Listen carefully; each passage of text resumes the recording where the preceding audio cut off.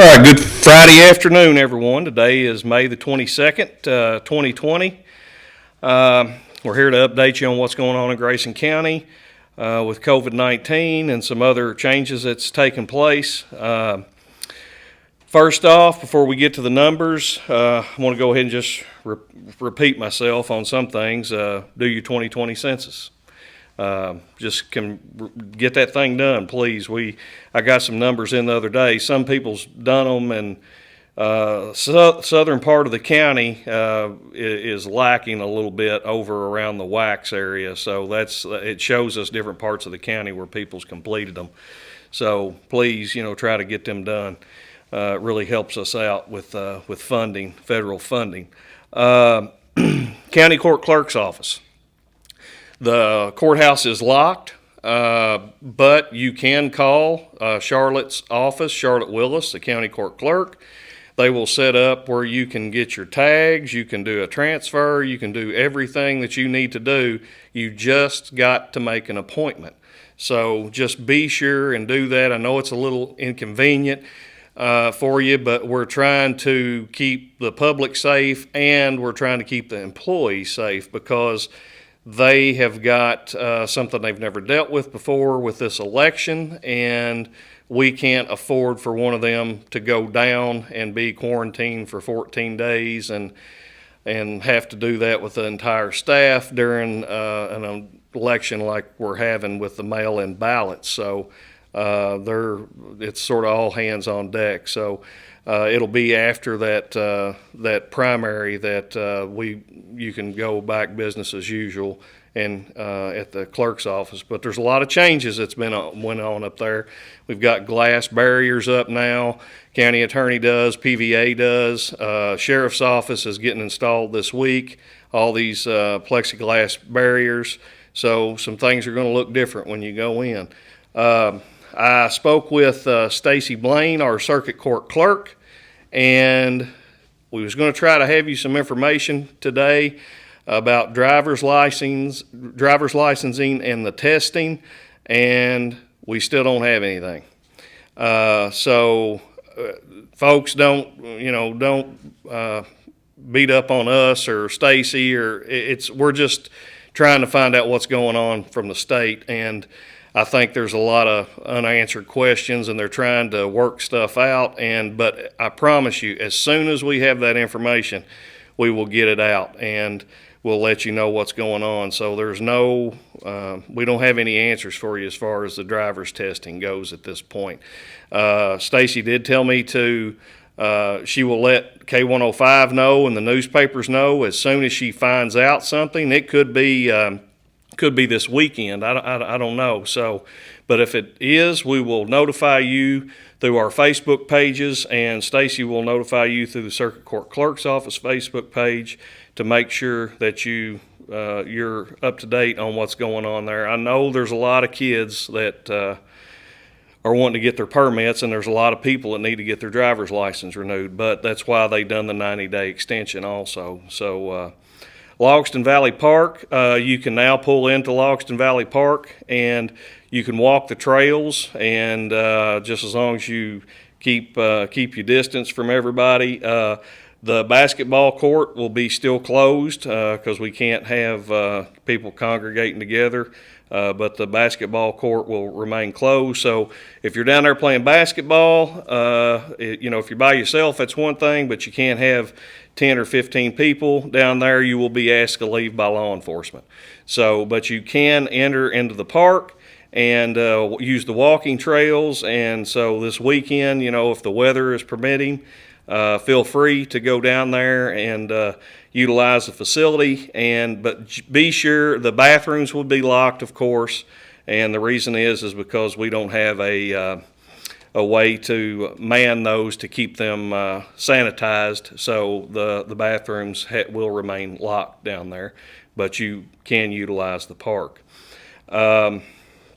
Numbers today, we have two positives. Before I go on to numbers, we've got Josh is not with us today. Josh Emery with the health department. Megan Dennison is with us today, and our Grayson County jailer Jason Woosley. and they're going to speak briefly here in just a second. But before they do, Megan's got some good information about testing, so stay with us. 2 new positives today. One is a Grayson County Detention Center inmate, a 44-year-old male, and the other is a 22-year-old male, which is a healthcare worker that works outside of the county but resides in Grayson County. So that's the 2 we have today. No new deaths. Numbers as of 2 o'clock this afternoon. 993 total tests performed in the county. Pending is 47 tests. Negative is 815. Positive cases so far is 131, with 71 active cases that's active right now, and 51 people have been released from quarantine. So that's good, 51 released. And so Grayson County residents, we've had 5 active, 15 released from quarantine. We've nursing home residents. There is 37 that's active right now, 37 active cases, and that's both facilities. 14 have been released. Healthcare workers, we have 7 active right now, and 22 have been released. And Grayson County Detention Center inmates, there is 22 that are active, and Grayson County Detention Center employees, there is 1 that is active. So, Sam, did you put that up on the screen where people could see it? Okay, good. So that's what we've got right now, folks. So we've got 51 released from quarantine, so it makes the 131 sound a whole lot better. So I'm going to go ahead and let Megan talk about testing right now. If you've got any questions, she will be glad to answer them, and she's going to go over some information about that. So Megan Dennison with the Grayson County Health Department.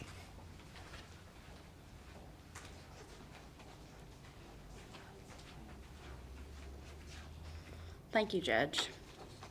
I just have a few things to share with you today. The Grayson County Health Department continues to address 4 community goals. Those goals are expanding testing, encouraging the use of masks, working with our community partners, and maintaining access to needed personal protective equipment. With this COVID-19 pandemic still going on, we are trying to get as much information about expanded testing. So the Twin Lakes Regional Medical Center is now doing COVID-19 testing for the general public. However, to get testing through Twin Lakes Regional Medical Center, they ask that you call the appointment line that they have, and that number is 270-200-4525. Again, that number is 270-200-4525. Our local Litchfield Walmart has also started offering COVID-19 testing in their parking lot. I tried to gather as much information on this as I could. So to my understanding is that you have to be screened before you can go there for testing. So you can call Walmart's line, which is 270-259-5622, and select option number 1. Or you can visit their website that takes you directly to the screening tool that they use, and that is doineedacovidtest.com. So again, that's doineedacovidtest.com. And then once you go on that website, it walks you through the steps to take to get your testing done at Walmart. While using our supply of donated and purchased masks, yesterday at the health department, they distributed over 100 masks to the community members, which I think is wonderful. Anybody that needed a mask could have came there yesterday and got one. The remaining masks have been donated to Debbie at the Grayson County Food Alliance. So she will, again, give those out to her employees and anybody that they serve. If you have any questions regarding COVID-19, you can always call the Grayson County Health Department, and that's at 270-259-3141. You have a question? Yes, ma'am. The testing that's currently available in the county is only for people with symptoms, correct? It's not to see if you have had it in the past. Okay, she asked about questions, or asked the question about testing in the county for people that only have symptoms. Fast Pace, and there may be some other physicians, I'm not sure if has an antibody test that you can get. And then Twin Lakes Regional Medical Center, Josh had done a live from the health department this week, and they will allow you one test being asymptomatic, but any other test that you get, you have to be symptomatic. And the one with Walmart, I'm not sure. Like I said, they have their screening tool. I just glanced at it today, and you just go through and select what your symptoms are, and if you're asymptomatic, I'm not sure. But it did say on there that it would be at no cost to the person if they come through there. Okay, any other questions? Thank you.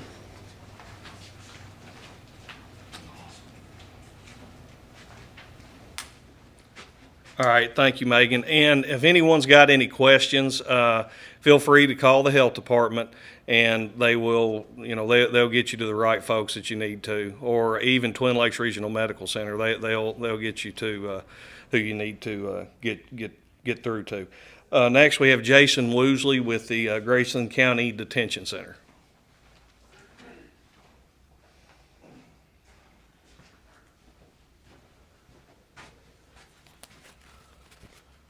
Thank you, Judge. Today, really all I have is just go over the numbers again, and I'll hit a couple of topics after that. So we'll start out with the numbers. And again, remember that these numbers are included in the numbers that the judge gives. As of today, about 2:30, we have tested 29 inmates total.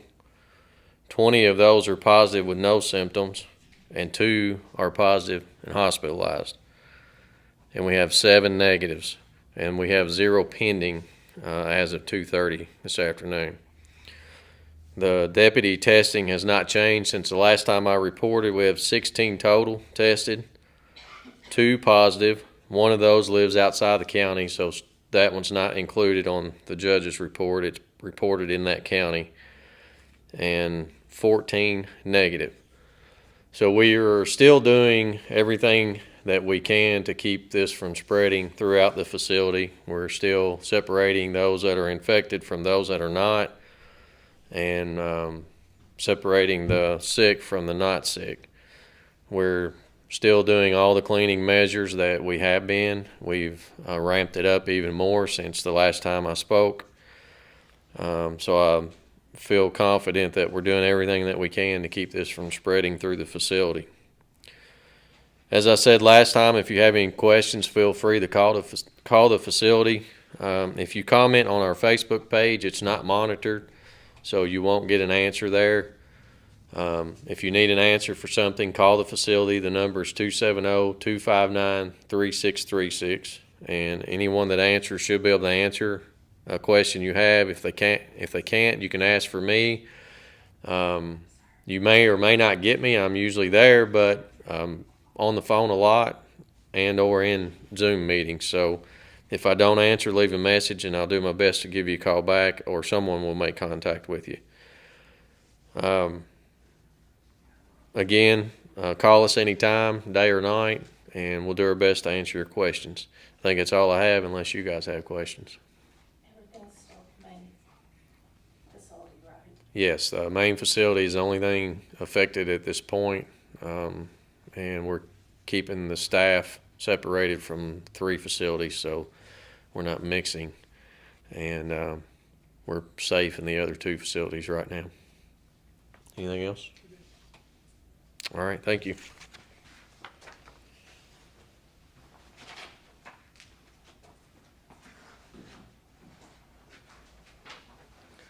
All right, thank you, Jason.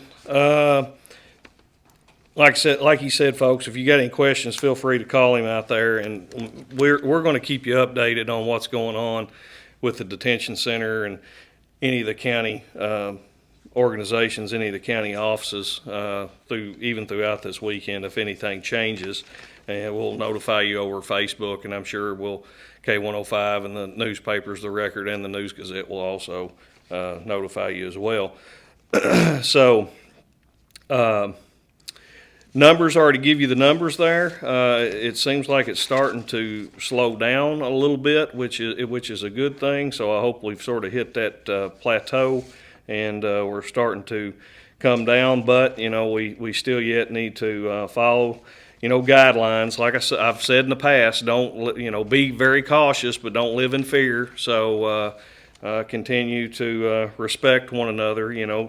Some people might not be wearing a mask, and you might wear one. So just be respectful to others is all we ask, and follow the CDC guidelines. That's what we need to do to make sure that we continue to go on as we are and opening things back up. And this will be the last press conference we have this week. Of course, this week because it's Friday, but we're not going to do any more next week. We'll notify you through Facebook, through the Health Department Facebook page, my Facebook page, Grayson County Detention Center Facebook page. And like with the Circuit Court Clerk's Office, we'll notify you through those Facebook pages, and we'll let the media outlets know, what anything has changed. And so this is going to be our last one, unless something, we could end up having a come back and let you know if something, changes drastically. We'll come back and let you know what's going on. But before we go, I want to thank all of our healthcare workers, Twin Lakes Regional Medical Center, for all their help during this with the testing, with the drive-through testing, our first responders, the long-term care facilities, all those staff members, everyone going in and out, working this head on, and having to go back home to their loved ones. Springview, Grayson Nursing and Rehab, the Beehive, all those folks. Remember all them folks, because I'm telling you, it's good to see the videos. If you haven't seen the one, you need to look at some of the videos that Grayson Manor and Springview is coming out. They're great. Those are great. So it's just uplifting, to be quite honest with you. Big thanks to all the employees of the health department and the stuff that they've got going on behind the scenes that nobody even knew what was going on. They work day in and day out, day and night, and I'd like to mention every one of them. Of course, Megan's here with us today. She'll tell you she's done the best job, but I don't know about that. But Josh has done a great job. Angie, all of them, everyone at the health department has done an outstanding job with this, because quite honestly, in January, we never knew something like this was going to happen. But I want to thank them. All the retail workers that went through this from the beginning, they had to stay open, and, we had the hoarding issues, and now, it seems like something new comes up every day, but I know it's something that we're going to be able to, we'll adapt and overcome, like I've said before. So we'll adapt and overcome.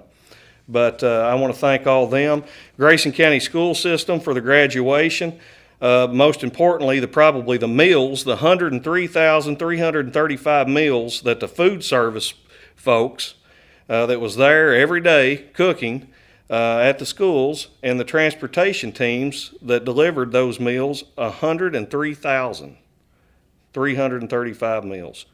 So there's a lot of people to thank, and basically I want to thank all you for having to, to go through this, because I've never seen anything like this, where normally, if something tragic happens, it's usually in one area, and you've got, the other part of the community rises up and helps the other part of the community. This has affected everybody. So I've never seen anything like it. Quite honestly, I hope I never do again. So, but I thank you all for stepping up and doing what we needed to do to get through this. So also, I want to thank the jail staff. We sort of knew that it was me and Jason had talked numerous times when all this started happening. And it's not a fact of we said, let's hope it doesn't get in the jail. It's a fact of when it gets in the jail. So we knew it was going to happen. We just didn't know when. And they've done everything that they can possibly do. I talked to someone in Frankfort today with state government and said that we have probably the top-notch jail in the state. And I won't disagree. And it's because, not only because of Jason, it's because of the employees. You're only as good as your employees are.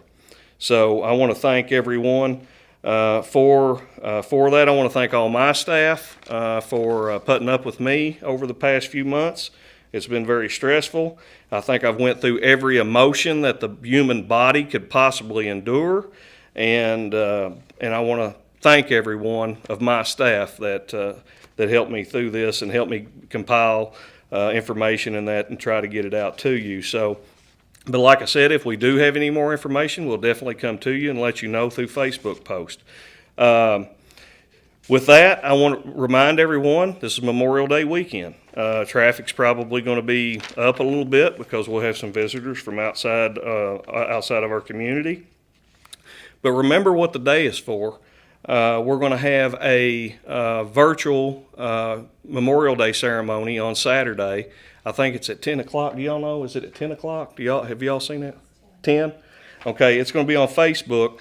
The Chamber, Litchfield Tourism, Grayson County Tourism, my Facebook page, the Judge Executive's page, and there people be sharing it. So look at that because it lists the veterans that have passed away since last time that we met down there last Memorial Day on Saturday during the service, and it's got the bells tolling and the ones that we have lost, and of course we had Mr. Smith passed away because of the virus, which was a World War II veteran. He's actually on there too.